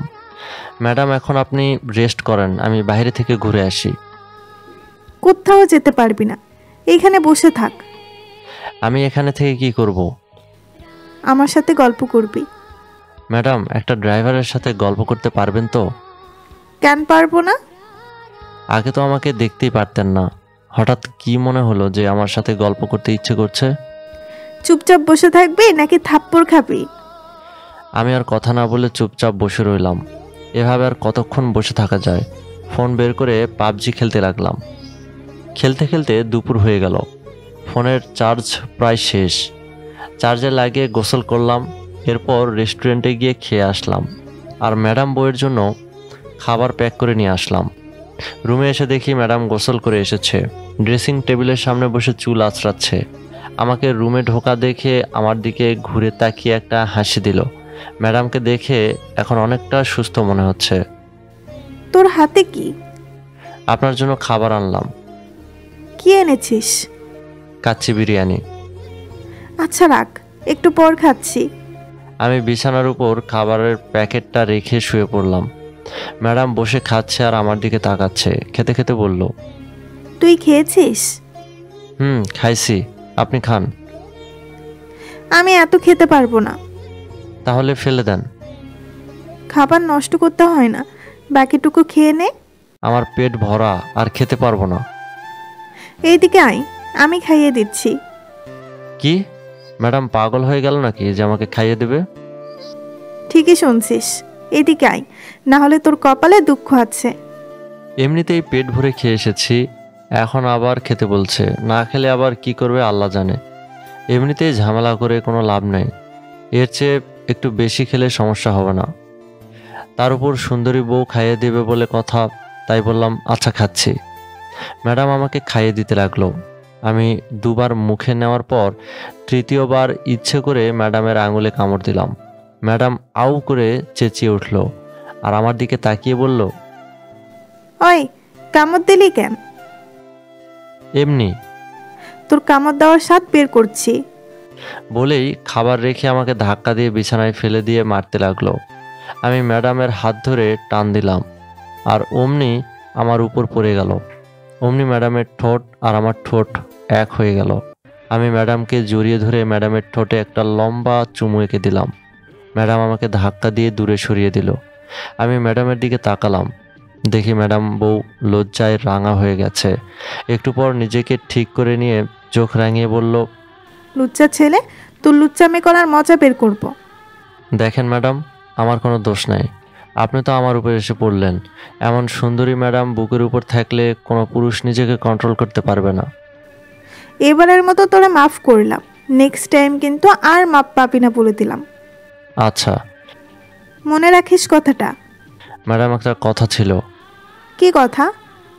লিপস্টিকের টেস্টটা অনেক মিষ্টি ছিল, আরেকবার কি টেস্ট করতে পারবো? দাঁড়া, তোর লুচ্চামি বের করছি। এখানে থাকলে বিপদ হবে, এর চেয়ে আপাতত রুম থেকে কেটে পড়া ভালো। তাই ফোনটা হাতে নিয়ে দৌড়ে রুম থেকে বের হয়ে আসলাম। যাক বাবা, বাঁচলাম। এখন এদিক সেদিক একটু ঘুরে আসি, ততক্ষণে ম্যাডামের রাগ কমে যাবে।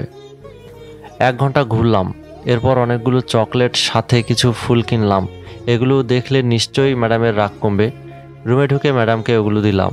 ম্যাডাম চোখ বড় করে বলল, এসব কেন এনেছিস? আপনার জন্য।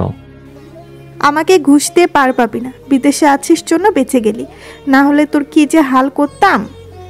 তাহলে এটাই সুযোগ কিছু করার, আস্তে আস্তে বললাম। বিড়বিড় করে কি বলছিস? কিছু না। তোর সব কিছু গোছ কর, বিকেলে আমরা জুরিখ শহরে যাব। আমি সব কিছু রেডি করে নিলাম। বিকেলে জেনেভা থেকে জুরিখ যাব। ম্যাডাম বলল, ট্রেনে যাবি নাকি বাসে যাবি? ট্রেনে গেলে ভালোই হয়। বিকেলে রেল স্টেশনে গিয়ে দুটো টিকিট কেটে ট্রেনে উঠলাম।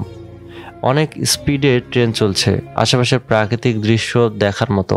কখনো পাহাড়ের টানেলের ভেতর দিয়ে, আবার কখনো সবুজ মাঠের পাশ দিয়ে ট্রেন চলেছে। 1.5 ঘন্টার মধ্যে জুরিখ শহরে এসে পড়লাম। ট্রেন থেকে নেমে একটা ট্যুরিস্ট গাইড বই নিলাম, যাতে জানতে পারি এখানে কোথায় কি আছে।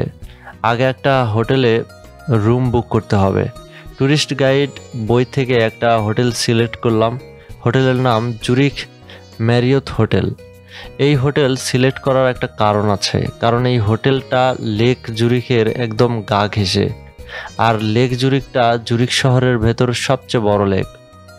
ট্যাক্সি ভাড়া করে হোটেলে এসে রুম বুক করলাম। রুমে এসে শুয়ে পড়লাম। শুয়ে থাকতে থাকতে কখন ঘুমিয়ে পড়ছি টের পাইনি। ম্যাডামের ডাকে ঘুম ভাঙলো। ডাকছেন কেন? কয়টা বাজে খেয়াল আছে? রাত 9টা বাজে, উঠ তাড়াতাড়ি, খেতে যেতে হবে। ঘুম থেকে উঠে ফ্রেশ হয়ে এলাম। ম্যাডাম দেখি এতক্ষণে একটা নীল শাড়ি পরেছে। আমি তো ম্যাডামকে দেখে চোখ ফেরাতে পারছি না। হাঁ করে তাকিয়ে আছিস কেন? আসলে আপনি ম্যাডাম নাকি স্বর্গের পরী? আমার কথা শুনে ম্যাডাম হাসতে লাগলো। হাসিটার ফটো তুলে বাঁধিয়ে রাখার মতো। এমনভাবে থাকলে তো ম্যাডামের প্রতি দুর্বল হয়ে যাব। না, এমন করলে চলবে না, কারণ ম্যাডাম আমাকে ভালোবাসে না। 1 বছর পর আমাকে ডিভোর্স দেবে। খামাখা মায়া বাড়িয়ে লাভ নেই। নিজেকে কন্ট্রোল করে বললাম, চলুন খেয়ে আসি। বাইরে এসে কিছু দূর যাওয়ার পর একটা রেস্টুরেন্ট চোখে পড়ল। রেস্টুরেন্টের নাম ডন্ট ওয়ারি ইট ক্যারি। কি আজব নাম রে বাবা। রেস্টুরেন্টে গিয়ে খেয়ে বের হয়ে আসলাম। এখন কি করবেন? কত সুন্দর চাঁদ উঠেছে, লেকের পাড়টা অনেক সুন্দর লাগবে, চল ওদিকে যাই। আমি কথা না বলে ম্যাডামের পাশাপাশি হাঁটতে লাগলাম। কিছু দূর যাওয়ার পর দুটো ছেলে এসে আমাদের পথ রোধ করে দাঁড়ালো। কে তোমরা? কি চাই? তোদের কাছে যা আছে সব বের কর, না হলে এই ছুরি দিয়ে দেখছিস এটা দিয়ে গলা কেটে দিব। দুজনের ভেতর লম্বা ছেলেটা বলল। আমি ম্যাডামের দিকে তাকালাম, দেখি ভয়ে চুপসে গেছে। আমি দুজনের দিকে পূর্ণ দৃষ্টিতে তাকালাম। এদের সাথে লড়াই করে পারা কঠিন হবে, কিন্তু বুদ্ধি করে ঠিকই কাবু করা যাবে। আমি পকেট থেকে মানিব্যাগ বের করলাম, দেখি কয়েক হাজার সুইস ফ্র্যাঙ্ক আছে। টাকাগুলো বের করে ওদের দিকে আগালাম। একটা ছেলের কাছে শুধু ছুরি আছে, আরেকজন খালি হাতে। আমি টাকাগুলো ওদের দিকে বাড়িয়ে দিলাম। টাকা পেয়ে ছুরি ধরে রাখা ছেলেটা অন্যমনস্ক হয়ে গেছে। আমি এই সুযোগ মিস করলাম না। এক ঝটকায় ছুরিটা কেড়ে নিয়ে ওর হাতের তালুতে একটা টান দিলাম। ছেলেটা চেঁচিয়ে উঠল। আরেকজন পালিয়ে যেতে লাগছিল। ল্যাং মেরে ওকেও ফেলে দিয়ে তলপেটে কয়েকটা কষে ঘুষি মেরে দিলাম, লাথি মেরে দিলাম। লাথি খেয়ে ছেলেটা কুকড়ে উঠল। কাত হয়ে পড়ে থাকা ছেলেটা তখন উঠে বসেছে। ওরেও গিয়ে এলোপাতাড়ি কয়েকটা লাথি দিলাম। দুজনেই মাটিতে গড়াগড়ি দিতে লাগলো।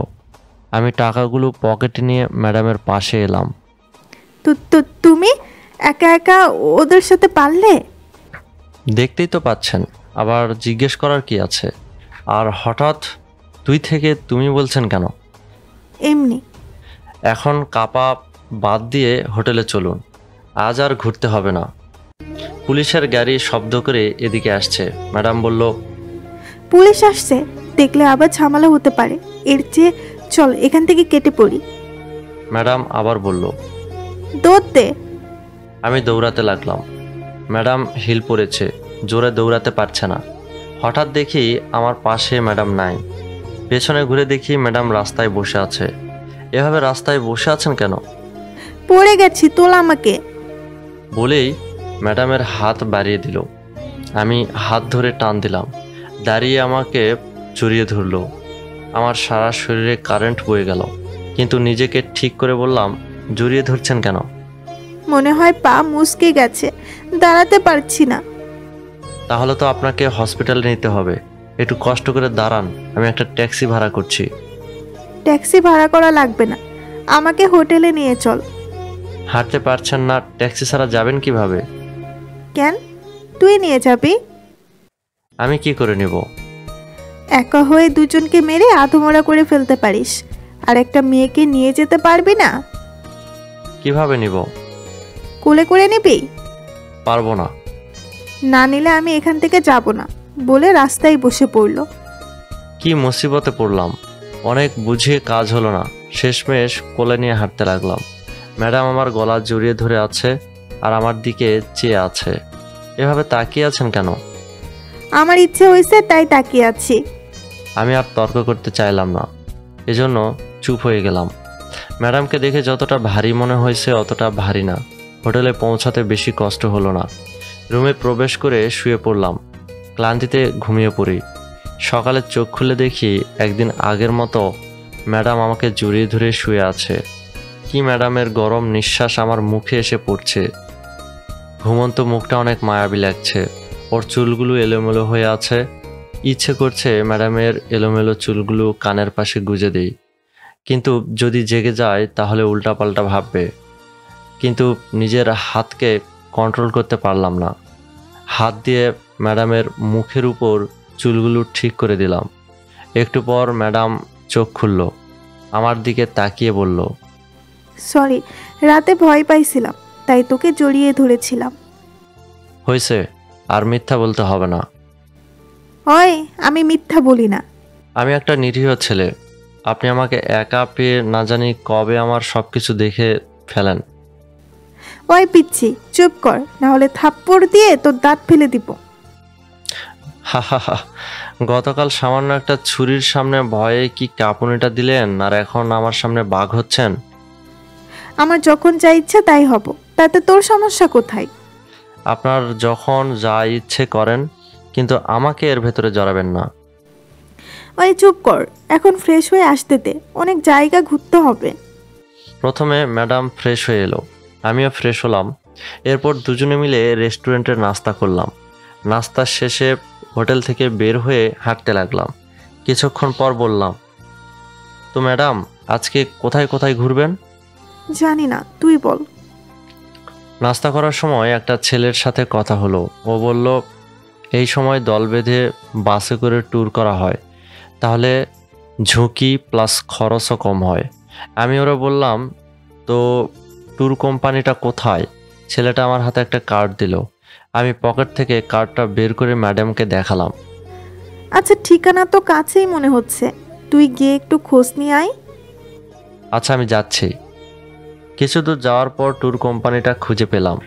রিসেপশনে একটা সুন্দরী মেয়ে বসে আছে। ওর সাথে কথা বলে বুঝলাম আজকে 12টায় একটা ট্রিপ আছে, 25 জন লোক যেতে পারবে। এর ভেতর 10 জন হয়ে গেছে। আমি দেরি না করে 2টা টিকিট কেটে নিলাম।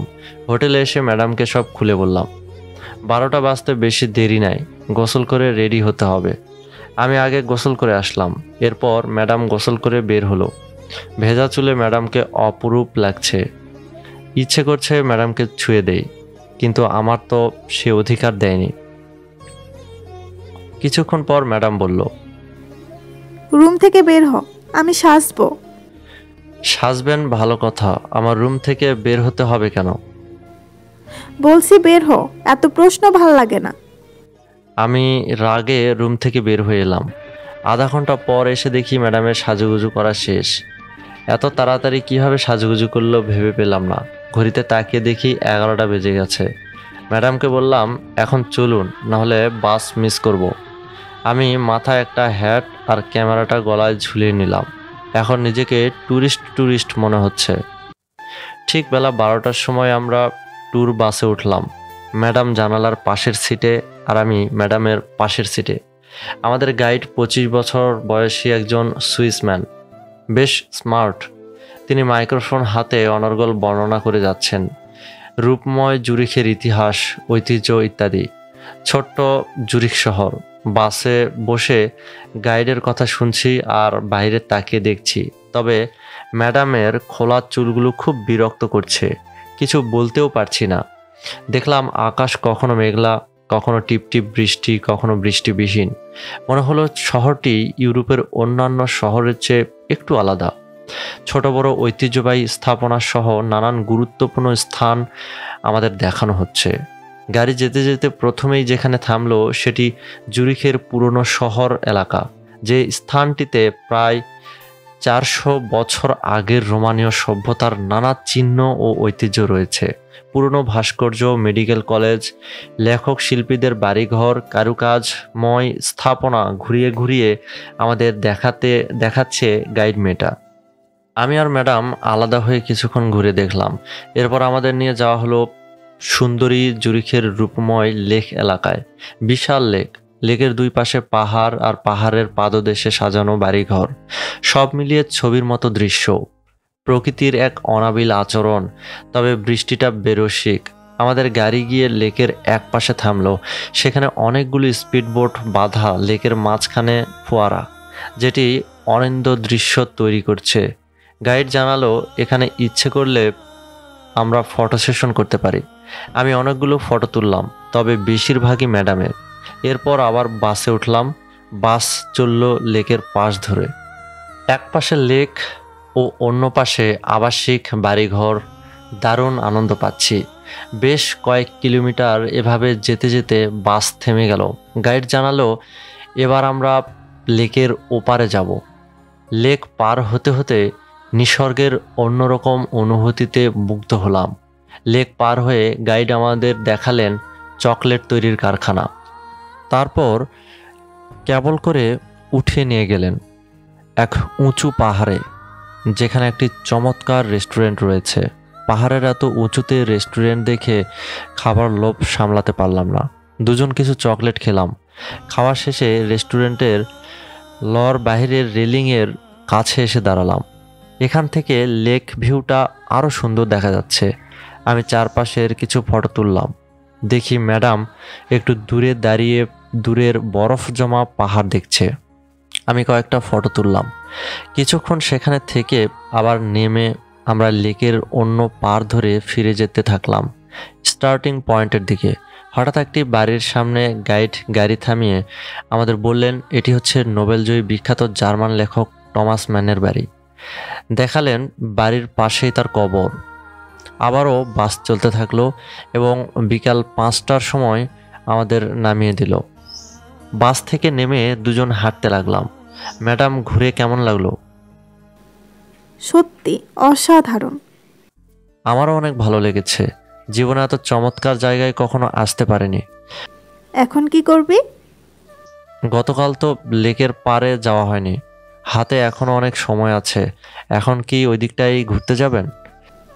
চল যাই। কিছুক্ষণ হাঁটার পর জুরিখ লেকের পাশে চলে এলাম। প্রায় 6টা বেজে গেছে, পরন্ত বিকেল। লেকের পানিতে সূর্যের স্নান আলো এসে পড়ছে। আমি আর ম্যাডাম এসে একটা বেঞ্চে বসলাম। দুজনে টুকটাক গল্প করতে করতে সন্ধ্যা হয়ে গেল। ম্যাডাম বলল, একটু পর চাঁদ উঠবে। আমার অনেক দিনের ইচ্ছে চাঁদের আলোতে নৌকায় ঘুরবো। আমার ইচ্ছেটা পূরণ করবি না? আপনার কথাই কখনো না করেছি? এই তো গুড বয়। এখন একটা নৌকা ঠিক কর, 2 ঘন্টা পুরা জুড়ে লেকে ঘুরবো। Okay madam. নৌকা ঠিক করে নৌকায় উঠলাম। ততক্ষণে চাঁদ উঠে গেছে। চাঁদের আলোয় চারিদিকে অপরূপ এক দৃশ্য হয়ে এসেছে। আমি মুগ্ধ নয়নে সেগুলো দেখছি। কখন যে 2 ঘন্টা হয়ে গেল বুঝতেই পারলাম না। নৌকা থেকে নেমে হেঁটেই হোটেলে আসলাম। রাতের খাবার হোটেলে থেকে অর্ডার করলাম। কিছুক্ষণ পর এসে খাবার দিয়ে গেল। খেয়ে শুয়ে পড়লাম। মাঝরাতে ঘুম ভেঙে গেল। পাশে তাকিয়ে দেখি ম্যাডাম নাই। এত রাতে মেয়েটা কোথায় গেল? কিছুক্ষণ অপেক্ষা করলাম, এলো না। বেলকনি থেকে হাসির আওয়াজ আসতে লাগলো। এত রাতে বেলকনিতে হাসছে কে? ম্যাডাম নয় তো? দেখার জন্য বিছানা থেকে নেমে অতি সন্তর্পণে হেঁটে দরজাটা ধাক্কা দিলাম। দেখি ম্যাডাম হেসে হেসে কার সাথে যেন কথা বলছে। আমি চুপ করে চলে আসলাম যাতে ম্যাডাম টের না পায়। বিছানায় ঘুমের ভান করে শুয়ে আছি, কিন্তু ঘুম আসছে না। আধা ঘন্টা হয়ে গেল, কিন্তু ম্যাডাম এখনও এলো না। কিছুক্ষণ পর ম্যাডাম এসে শুয়ে পড়ল। আমি অমনই রইলাম। আজকে বেশ দেরিতে ঘুম ভাঙলো। দেখি ম্যাডাম পাশে নাই। ফ্রেশ হয়ে এসে দেখি ম্যাডাম রুমে, হাতে নাস্তার প্যাকেট। হঠাৎ আজকে কি মনে করে নাস্তা আনতে গেল কিছুই বুঝলাম না। আপনি কেন নাস্তা আনতে গেলেন? প্রতিদিন তুই আনিস, আজকে না হয় আমি আনলাম। এভাবে আপনার একা বের হওয়া ঠিক না, রাস্তায় বিপদ হতে পারে। দিনের বেলায় কিচ্ছু হবে না। আমি আর কথা না বলে নাস্তা করে নিলাম। কিছুক্ষণ পর দুজনে মিলে ঘুরতে বের হলাম। আজকে সারা শহর ঘুরলাম, অনেক কিছু দেখলাম। পরিষ্কার একটা শহর। দুপুরে একটা রেস্টুরেন্টে খেতে আসলাম। এই রেস্টুরেন্টের প্রায় সব কর্মীরা অন্ধ, আর যারা যারা খেতে আসে তাদের সবার চোখ বেঁধে খেতে হয়, যাতে অন্ধ মানুষদের কষ্ট কিছুটা হলেও অনুভব করতে পারে। আমি আর ম্যাডাম পাশাপাশি বসলাম। একটা ওয়েটার এসে আমার হাতে 2 টুকরো মোটা কালো কাপড় দিয়ে বলল, এটা আপনাদের চোখে বেঁধে নিন, আর কি খাবেন অর্ডার করুন। আমি আর ম্যাডাম খাবারের অর্ডার করলাম। এরপর ম্যাডাম আমার চোখ বেঁধে দিল। আমি হাতড়ে হাতড়ে ম্যাডামের চোখও বেঁধে দিলাম। এখন নিজেকে সত্যি সত্যি অন্ধ মনে হচ্ছে। ওয়েটার টেবিলের খাবার রেখে বলল, খেয়ে নিন। আমি কষ্টে খাবারটা শেষ করলাম। সত্যি খাওয়াটা অনেক কষ্ট করছিল। চোখের কাপড় সরিয়ে দেখি ম্যাডামের খাওয়া হয়নি। সে প্রতিবারই খাবার খেতে গিয়ে মুখে না নিয়ে গালের পাশে না হয় ঠোঁটের উপরে লাগছে। এটা দেখে আমার হেসে কুটিকুটি হওয়ার অবস্থা, কিন্তু কষ্টে হাসি চেপে রাখলাম। একটু পর ম্যাডামের খাওয়া শেষ হলো। আমি উঠে গিয়ে বিল দিয়ে আসলাম আর ওয়েটারের হাত থেকে ক্যামেরাটা নিয়ে আসলাম, কারণ ওয়েটারকে বলেছিলাম আমাদের দুজনের খাওয়া যেন ভিডিও করা হয়। রেস্টুরেন্ট থেকে বের হয়ে আসলাম। বিকেলে আরও ঘুরে রাতে হোটেলে আসলাম। এভাবে আরও একদিন জুরিখ শহরে কেটে গেল। আজ শহরে যাব। ইচ্ছে ছিল আলপস পর্বতমালা দেখব, কিন্তু সত্যি সত্যি যে দেখতে পারবো তা কখনো ভাবিনি। সকাল সকাল বাসে করে বের্ন শহরে চলে আসলাম। বের্ন শহরটা মূলত শিল্পনগরী, তবে ওল্ড সিটিতে দেখার মতো অনেক জায়গা আছে। দুজনে বের্ন শহরের ওল্ড সিটিতে একটা হোটেলে উঠলাম। সারা দুপুর হোটেলে কাটালাম। বিকেলে দুজনে মিলে হেঁটে ওল্ড সিটিতে ঘুরে দেখতে লাগলাম। অনেক পুরাতন ভাস্কর্য আছে। আমার এসব কৃত্রিম দৃশ্য ভালো লাগে না। প্রাকৃতিক দৃশ্য দেখার মধ্যে অন্যরকম মজা আছে। হাঁটতে হাঁটতে ওল্ড সিটির শেষ প্রান্তে এসে পৌঁছে গেলাম। এখান থেকে আলপস পর্বতমালা দেখা যাচ্ছে। মনে হচ্ছে সাদা বরফের রাজ্য। ইচ্ছে হচ্ছে হাতে দিয়ে ছুঁয়ে দিতে। ম্যাডাম কখন এসে পাশে দাঁড়িয়েছে টের পাইনি। হঠাৎ ম্যাডামের ডাকে আমার হুঁশ এলো। এতক্ষণ আলপস পর্বতমালার নিয়ে কত কিছু ভাবছিলাম। এত মনোযোগ দিয়ে কি দেখিস? সামনে তাকিয়ে দেখুন একটা বরফের রাজ্য, আর তার পাশ দিয়ে বয়ে চলেছে প্রশস্ত হ্রদ। এর চেয়ে ভালো দৃশ্য কোথায় পাবো? অনেক সুন্দর। কালকে আমরা ওখানে যাব। ওল্ড সিটি ঘুরে হোটেলে চলে এলাম। হোটেলে এসে খেয়ে শুয়ে পড়লাম। কিছুক্ষণ পর ম্যাডাম উঠে গিয়ে ফোনে কথা বলতে লাগলো। এত হেসে হেসে কথা বলার কি আছে বুঝি না। ধুর, ভাল লাগে না। ইচ্ছে হচ্ছে কোষে কয়েকটা লাগিয়ে দেই, কিন্তু আঙ্কেলের মেয়ে বলে বেঁচে গেল। আগে দেশে গিয়ে নেই, তারপর সব উসুল করে তুলব। সকালে উঠে এই হোটেলে থেকে আলপস পর্বতের কাছের একটা হোটেলে শিফট হলাম। পর্বতের এই হোটেলে আসতে অন্যরকম অভিজ্ঞতা হলো। রাস্তা যে এত ভয়ানক হতে পারে জানা ছিল না। খাড়া পাহাড়ের গা কেটে বানানো রাস্তা, পাশে রেলিং খুব কম আছে, আর রাস্তাটা অনেক আঁকাবাঁকা, ঢেউ খেলানো। ম্যাডাম তো ভয়ে আমাকে জড়িয়ে ধরেছিল। অনেক ঝাঁকি ঝামেলা পেরিয়ে আমার স্বপ্নের রাজ্যে পদার্পণ করলাম। প্রাকৃতিক সৌন্দর্য উপভোগ করতে ম্যাডাম আগে, আমি ওনার পিছে। জায়গাটা অনেক সুন্দর। হাঁটতে হাঁটতে আলপস পর্বতমালার সবচেয়ে বড় পর্বত মব্ল, ইতালীয় মন্টে ব্যাঙ্কো ভারাসি, মন্ট ব্ল্যাঙ্ক এর কাছে চলে আসলাম। বাংলায় এর অর্থ শুভ্র পর্বত। এটা ভূপৃষ্ঠ থেকে 4808 মিটার উঁচু। উপরে তাকালে মনে হয় এখানে মেঘ জমে আছে। ইচ্ছে হচ্ছে উপরে উঠে মেঘ ছুঁয়ে আসি। ম্যাডাম বলল, উপরে যাবে? পাহাড়ে চড়তে হলে প্রশিক্ষণ নিতে হয়। আমার জানা মতে আপনি কখনো পাহাড়ে ক্লাইম্বিং করেন নাই। আর মবল অনেক ভয়ানক পর্বত। এ পর্যন্ত অনেক পর্বতারোহী জীবন দিয়েছে। এর থেকে একবার যদি পড়েন তাহলে কিন্তু আস্ত থাকবেন না। যাই হোক, আমি উপরে যাবই। জীবনে ঝুঁকি না নিলে কিচ্ছু করা যায় না। আমি একা থেকে কি করব? আপনার সাথে তাহলে আমিও যাব। আমি পাশে একটা ক্যাম্প দেখলাম। সম্ভবত ওরা পর্বতে চড়বে। আমি ওদের কাছ থেকে জানলাম ওরা কিছুক্ষণ পর মবলতে আরোহণ করবে। আমি আর ম্যাডাম ওদের টিমে যোগ দিতে চাইলাম। ওরা রাজি হয়ে গেল। ওদের একজনের কাছ থেকে জানতে পারলাম এখন পাহাড়ে ওঠা আগের মতো কঠিন নেই। আমি আর ম্যাডাম প্রয়োজনীয় জিনিস নিয়ে রেডি হয়ে গেলাম। কিছুক্ষণ পর ওদের সাথে পর্বত ক্লাইম্বিং করার জন্য চলতে থাকলাম। মবল এর চূড়ায় উঠতে প্রায় সন্ধ্যা হয়ে গেল। উপরে অনেক ঠান্ডা, তারপর নিঃশ্বাস নিতে কষ্ট হচ্ছে। আমাদের টিম লিডার বলল বেশিক্ষণ দেরি করা যাবে না, নিচে নামতে হবে। কিছুটা নিচে একটা বেস ক্যাম্প আছে, ওখানে সবাই রাত কাটিয়ে সকালে নামতে হবে। আমি আর দেরি না করে ব্যাগ থেকে ক্যামেরা বের করে আশেপাশের কয়েকটা ফটো তুললাম। নিচে থেকে মনে হয়েছিল মেঘগুলো মবলর সাথে বেঁধে আছে, কিন্তু এমন মেঘ পেলাম না। তবে মেঘগুলোকে কাছ থেকে দেখার সুযোগ পেলাম। ম্যাডাম বলল তার ফটো তুলতে। কয়েকটা তুললাম। এরপর ম্যাডাম আমার কয়েকটা ফটো তুললো। এরপর গ্রুপের একজনকে বললাম আমার আর ম্যাডামের একসাথে ফটো তুলে দিতে। সে আমাদের অনেকগুলো ফটো তুলে দিল। নিজেকে এখন অনেক ভাগ্যবান মনে হচ্ছে, কারণ আমার ইচ্ছেটা পূরণ হয়েছে। রাতটা বেস ক্যাম্পে কাটিয়ে সকালে নেমে আসলাম। ম্যাডামকে দেখে মনে হচ্ছে অনেক খুশি। একটু পর ম্যাডাম আমাকে জড়িয়ে ধরলো। ম্যাডাম কি করছেন? অনেক, আমি আজকে অনেক খুশি। তোকে অনেক ধন্যবাদ। আমি এমন কিছু করিনি যার জন্য ধন্যবাদ দিতে হবে, বরং ধন্যবাদ আপনাকে দেওয়া উচিত। আপনার জন্য আমার স্বপ্নটা পূরণ হলো। এখন থেকে তোর স্বপ্ন আমি পূরণ করব। বিড়বিড় করে কি বলছেন? কিছু না, তাড়াতাড়ি যেতে হবে, আজ রাতে ফ্লাইট। আচ্ছা চলেন। একটা গাড়ি ভাড়া করে হোটেলে এলাম।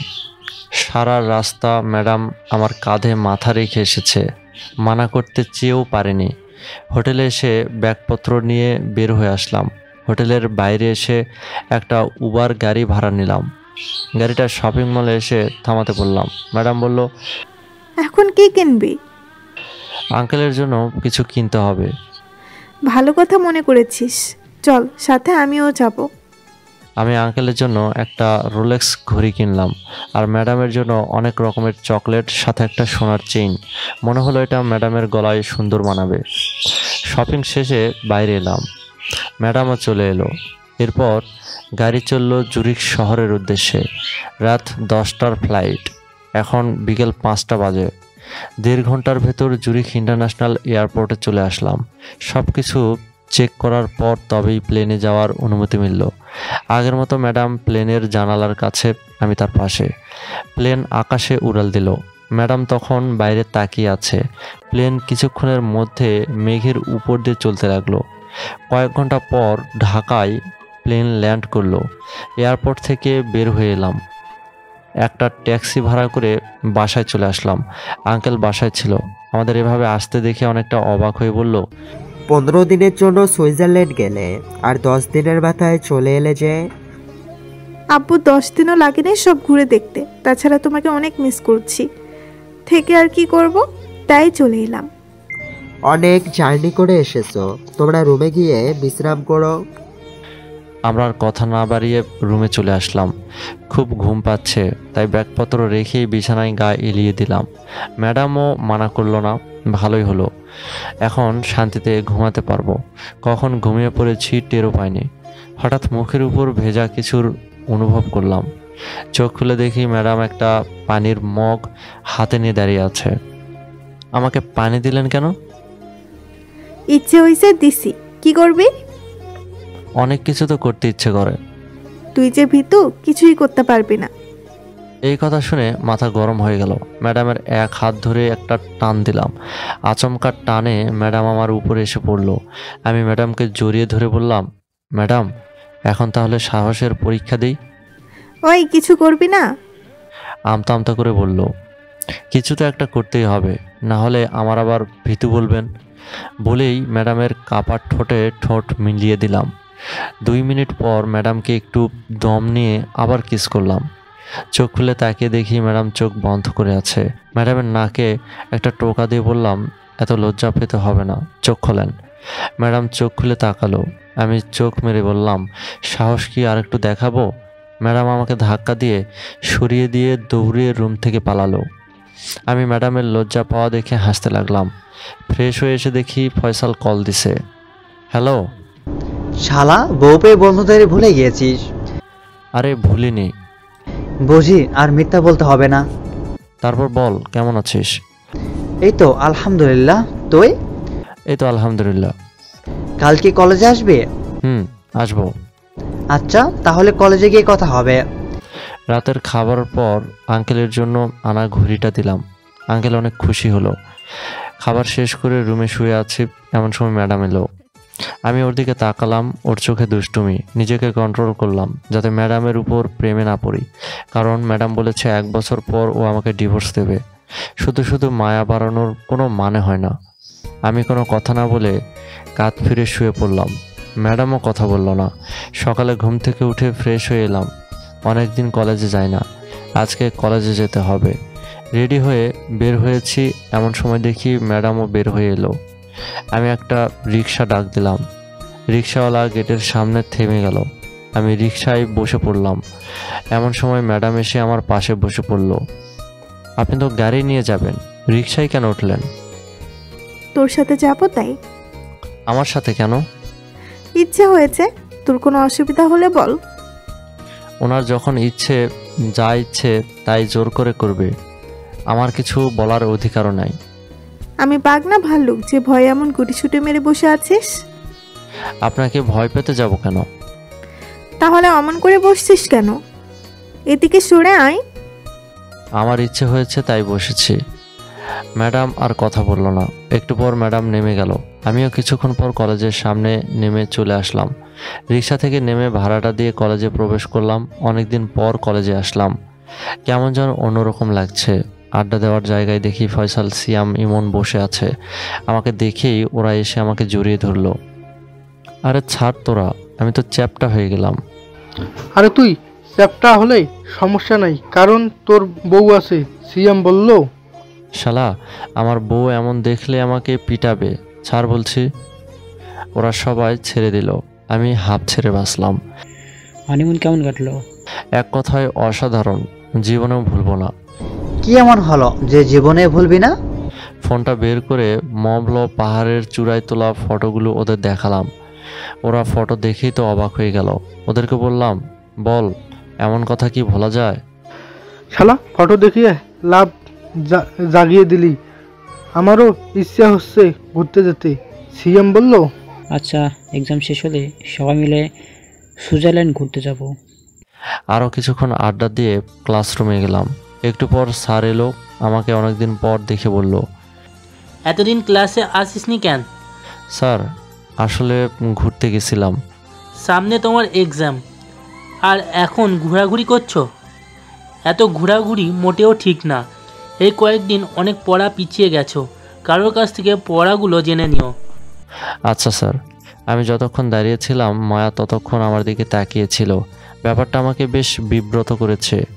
ক্লাস শেষে বের হচ্ছি, এমন সময় মায়া আমার হাত ধরে টান দিল। আমি এক ঝটকায় হাত ছাড়িয়ে নিয়ে বললাম, এ কি করছেন? কেউ দেখলে কি ভাববে? কে কি ভাবলো সেটা নিয়ে আমার কিছু আসে না। কিন্তু আমার আসে। অনেক, তোমার সাথে আমার গুরুত্বপূর্ণ কথা আছে। কি কথা? এখানে না, পার্কে চলো। দেখুন, আপনার সাথে পার্কে যাওয়ার মতো আমার কোনো ইচ্ছে নাই। তুমি এখনো কি আমার উপর রেগে আছো?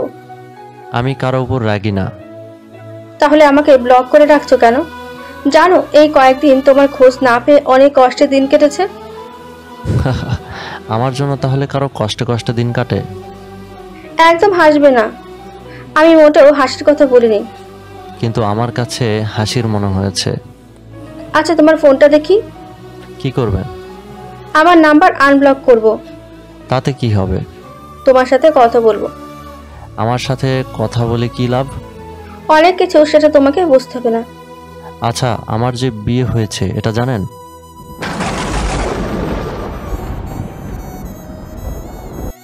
আমার কথা শুনে মায়া যেন 440 ভোল্টের শক খেলো।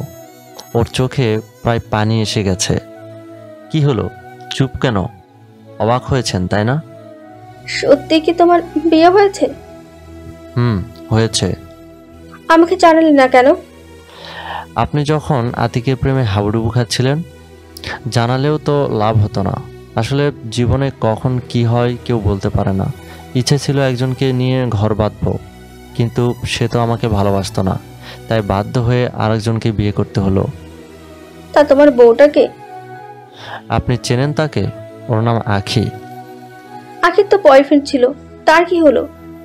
সে নেই জন্য তো আমাকে বলির পাঠা বানালো। কি হয়েছে ওর? এত কিছু বলতে ভালো লাগছে না, আস্তে আস্তে সব জানবেন। বাসায় কাজ আছে, এখন আমি আসি।